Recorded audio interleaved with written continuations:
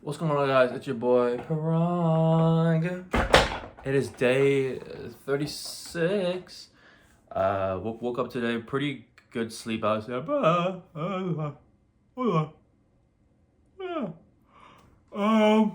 I went to bed at like 1 something, but then I woke up like 5 minutes ago. So here we are. I would go on the walk right now, but I'm gonna do that after because, bro, go on the walk right now. It's like 27 degrees right now. It's mad hot. Anyways, if you want to skip to the workout today, it is chest and shoulders. So go over there.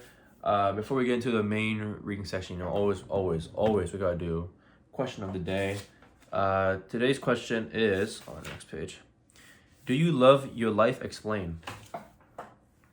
Yeah, I would love. I love my life. I think I definitely need to do some improvements here and there in my life, but I couldn't be more grateful because obviously other people in the world not as grateful as me, not as grateful as you. I mean, they don't got shit. Like, okay, what I'm trying to say is that I love my life.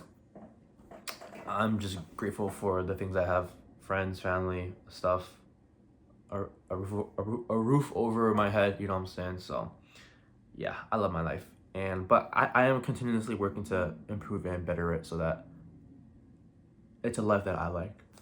Bro, I'm tired for no reason. I got like 8 hours of sleep and I'm yawning a lot. I don't get it. Anyways, let's get on to the reading section. With the camera like these. Yup.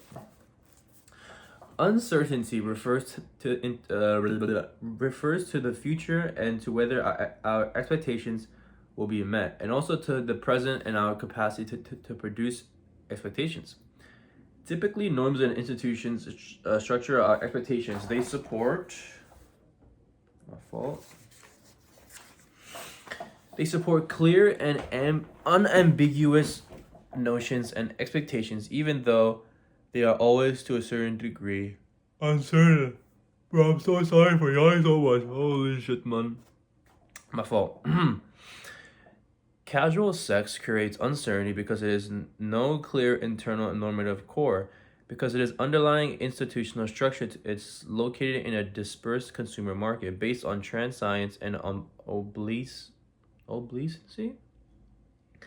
And because it is based on different and divergent gender scripts of relationality, while in pre-modern relationships, gender roles were ultimately subsumed under the definition of marriage and morality, the entanglement of sex in the consumer market plays out gender differences and identities.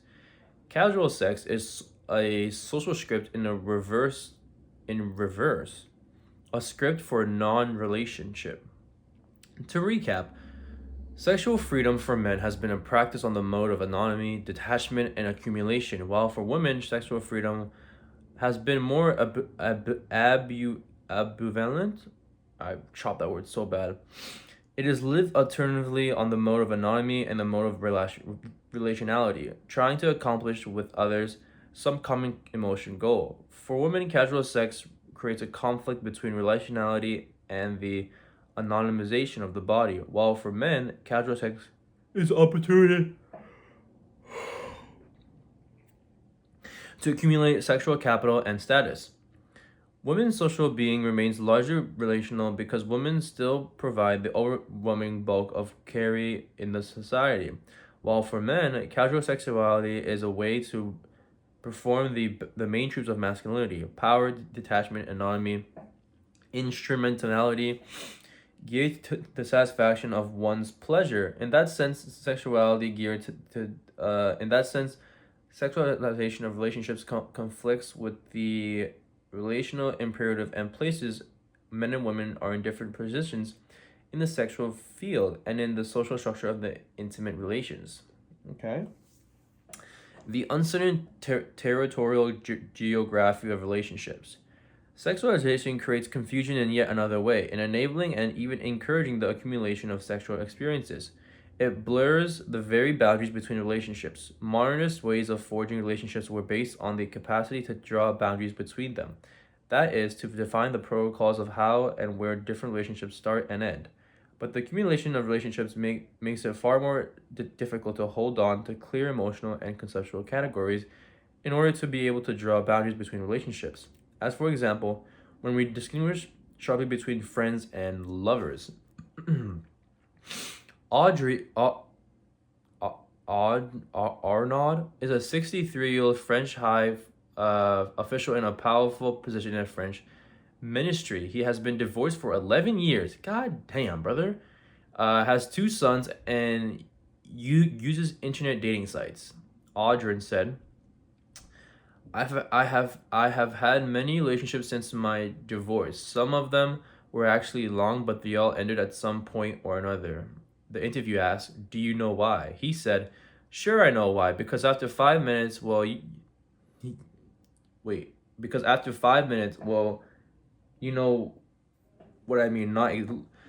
Not literally 5 minutes, but quickly the woman wanted to move in, to think about the future, to take the relationship seriously, and I could not do that. I felt good with them. I liked them, sometimes loved them, but I could not sacrifice my freedom. My freedom was always important to me." So when you meet a woman, you prefer sex to be casual? Not at all. I hate casual sex. I hate one night stands. I love relationships, but I do not want all the trappings of relationships. I want to live in the present. I do not want to know my partner is doing in her free time when she's not with me, and I do not want her to know what I'm doing. Our sex lives should be free, separate. So do you not want a regular committed monogamous relationship? Do I understand you correctly? Yes, exactly. Why do you need to define relationships? Why do women have this need to know where are they going? I don't need to know everything about the direction of the relationships. We should just keep each other free. So far your relationship is open-ended, does not need to have a clear goal. Exactly. I see you understand me very well. Yeah, a relationship is for the pleasure of the moment. It does not have to go beyond that. No future, no definition, from one pleasure moment to another, which is why the idea of a woman owning my body seems so ridiculous to me. Keep in mind, bro, is 63, guys. I don't know. So love, in the sense of great love with monogamy, is an inadequate concept according to you. Love always ends. I don't know anyone else for whom it had lasted. It always ends. There's always new desires, new bodies to discover. Bro, maybe that's why you got fucking divorced. What the hell? So I have drawn my lessons. I don't have any more expectations. I have what I call arrangements. That kind of sounds hard. Can you explain? I told you before, I have several relationships with several women at once. Each one of them knows that she can't have me for her alone or live with me. I say at the beginning so no one is lied to. I find it much more comfortable to say this. I like each of them, but I do not feel tied to one in particular. Each one of them, question mark? Yes, I don't privilege one in particular. Each gives me something different. It is a very comfortable way of having relationships. My philosophy is to give and take pleasure when we can. It is a much more simple and relaxed way to live. Questionable. Very, very questionable. Reacting the gospel of negative freedom, Arad continues and says, I have only one rule, not to hurt anyone. Other than that, it is very important for me to keep my freedom. Arad illustrates clearly that casual sex spills over and redefines long-term relationships themselves.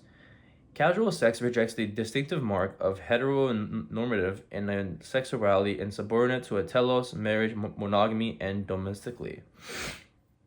This is further illustrated by another example on an internet site called Love Shack, where the writer tells the following story, suggesting yet another ways in which sexuality transforms the ecology of romantic relationships. Okay, I broke things off with a guy a week ago after dating for 4 months and him deciding that he should continue to keep his options open. What the fuck?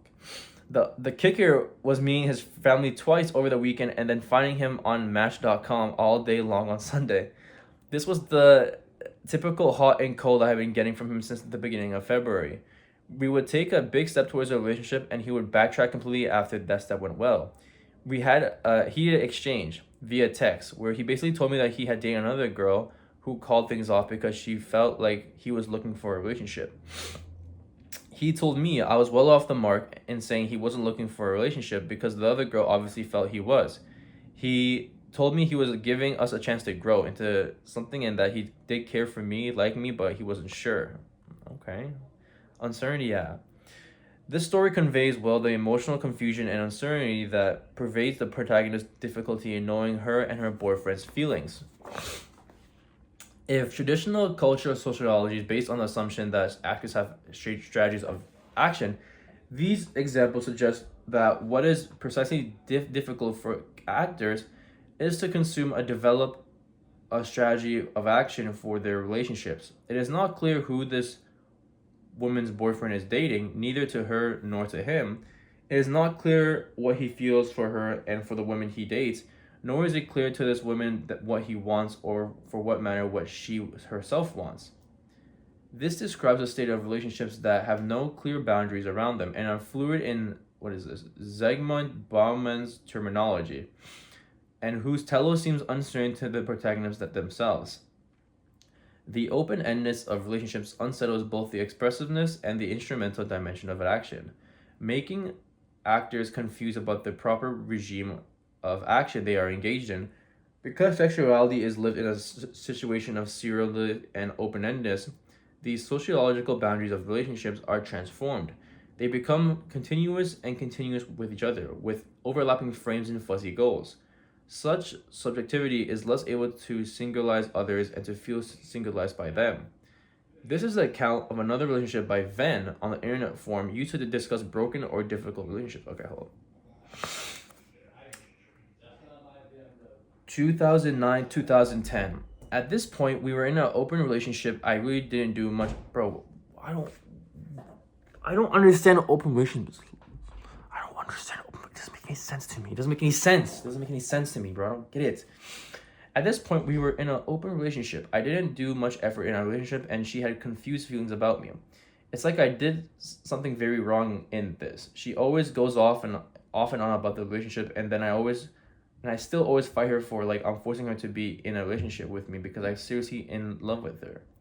At one point, when we broke up with our open relationship, she entertained some suitors and her crushes, but due to me being so fierce on wanting to come back with her, rejected most of them, either probably touched by how I keep fighting for her or she is forced on coming back to me. When we do get back together in our open relationship, I don't even do much effort in it. It is always her that does the effort in the relationship. I always do some effort, but not that much. Just me loving her and always not doing much action. She's the only one that comes to my house, walks to go on dates, and always tells me to go prayer meetings at church. And I still decline about the dating thing. I took her for granted because I was comfortable with the relationship and think she will never leave me. See, that's the problem, bro. Like, these people, like, they date people and then they think, like, oh, like, they ain't never gonna leave me, blah, blah, blah. And then, boom, they fucking leave you. Come on, man. Tee up. What I didn't know is that her love for me at some point is kind of slowly declining to a point where she just doesn't love me anymore because I was too busy with my games. Bro, that's what I'm talking about, guys. God damn. All right, last page. And other stuff.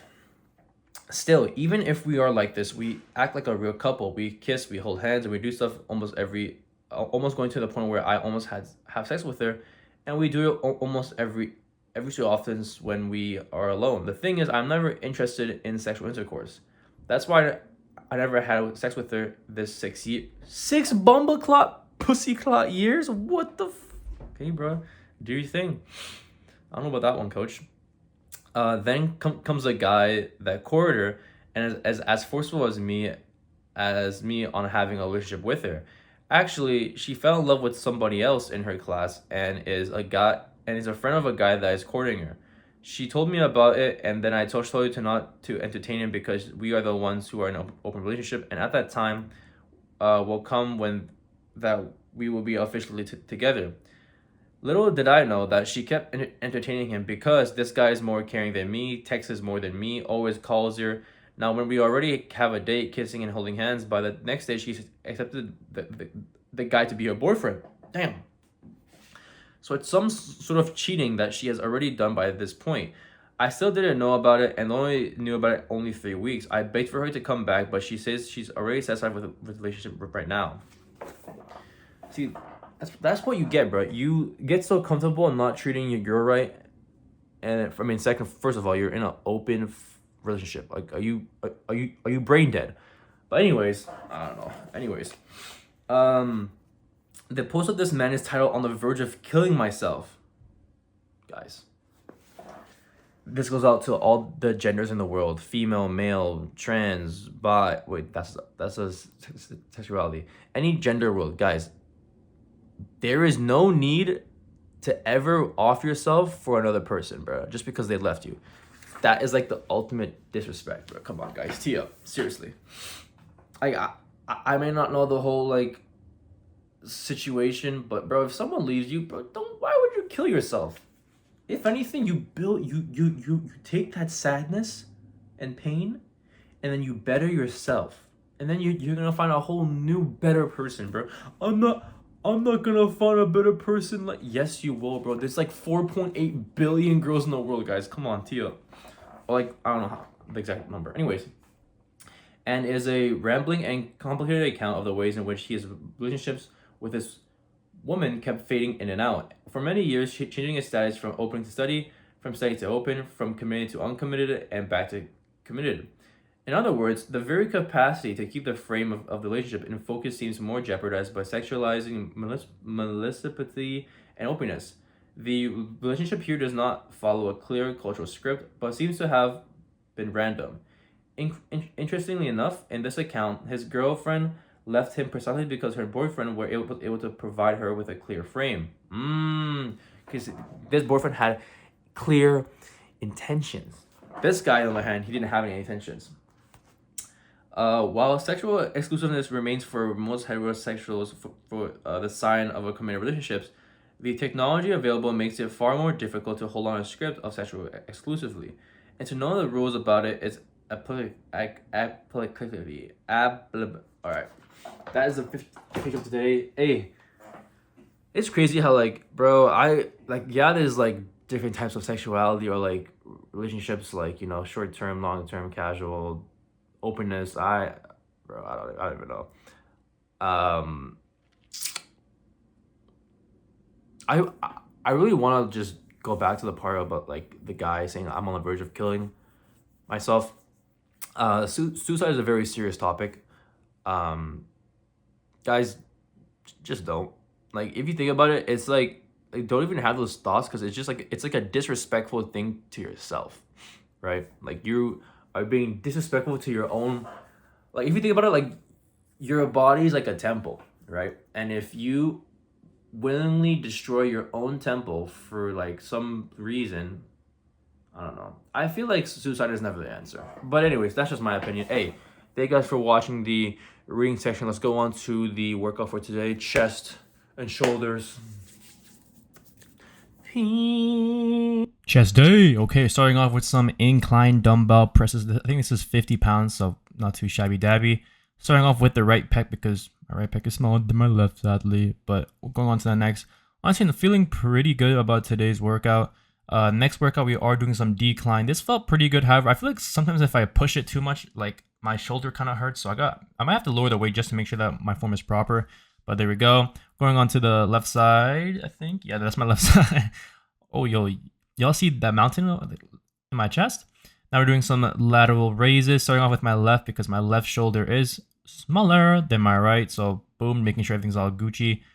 It's crazy though, because like my left bicep is bigger than my, bro, I have so much not symmetrical muscles. Is crazy. But anyways, and then doing some dumbbell presses, bro. I did 3 reps of these and I was cooked.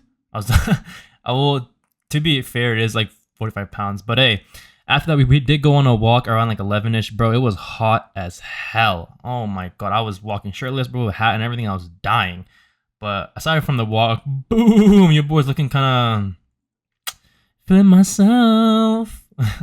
But aside from that, your boy had, you know, I woke up around like 10, I don't know, like 9:30 or something. I recorded the video and then I went for a walk and then I ate and then what am I even saying? I recorded the video, I worked out, and then I ate. And by the time I ate, it was around 11. So I had the leftover noodles and a bunch of beef. So, you know, protein, carbs, all that stuff. And then for lunch, I'm planning to make like a really healthy smoothie because I am going out today with the homeboy manja. We're gonna be like watching a movie and after grabbing some food. So I'll document that as well. But hey, on to the lunch. Okay, for lunch it's super duper healthy. We got a bowl of some I think this is chickpeas, I think, with some sriracha sauce. And then in the smoothie shake we got chia seeds, water, protein powder, strawberries, raspberries, blueberries, and some kale. Mix that all up. Boom. There we go. And then for lunch, so I had that lunch, like that smoothie shit at like 2. And then I had this lunch just now. It's currently 12:04 a.m. I know I didn't post on time today, but I was out with the homeboy manja. We watched Superman, which was honestly a pretty good film. But anyways, we had 20-piece nuggets, and honestly, I feel like this isn't even 20. Yeah, I ate like 5 on the way home, but like this doesn't feel like 20. But anyways, I had that with some barbecue sauce, and you know, overall making sure that I have some protein. I know it's a little bit too much calories, but just for today type shit. But overall, I'm pretty sure I'm under maintenance, or I'm under, or at least at the same calories. And then, yeah. Thank you guys for watching the video. That is day 36 complete. I'll see you guys tomorrow for day 37. Peace.